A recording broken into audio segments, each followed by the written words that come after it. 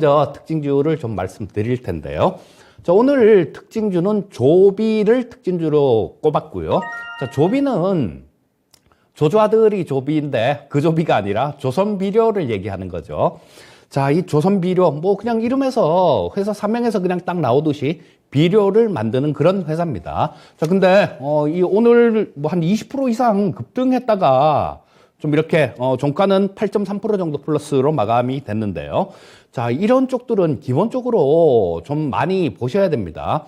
전에 뭐 한 5년 정도 전에 우리 그런 얘기들을 했었어요. 이 월가에서 도는 얘기였었는데 지금은 월스트리트에 있는 분들이 지금은 우리가 포르쉐를 몰고 다니지만 10년 후에는 농부들이 포르쉐를 몰고 다닐 것이다 라는 그런 얘기를 했는데요. 자, 그런 부분들이 점점 현실화돼 가는 거 아닌가 싶은 생각이 들고요.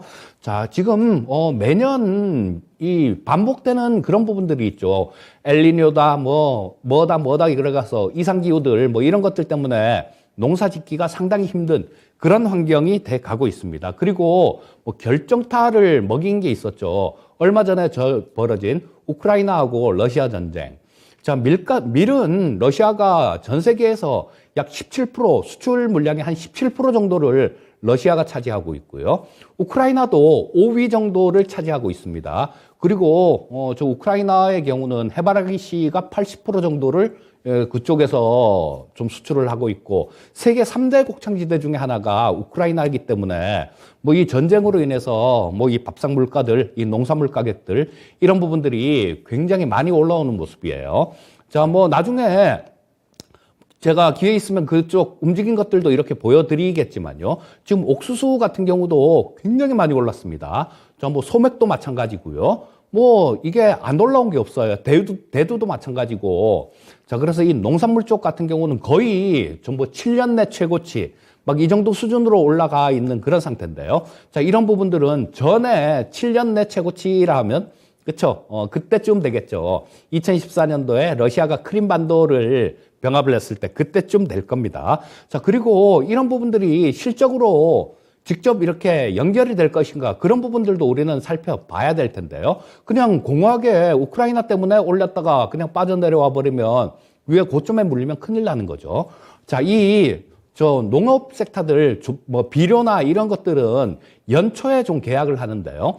거의 그 계약하는 주체가 농업경제지주라는 회사가 있습니다.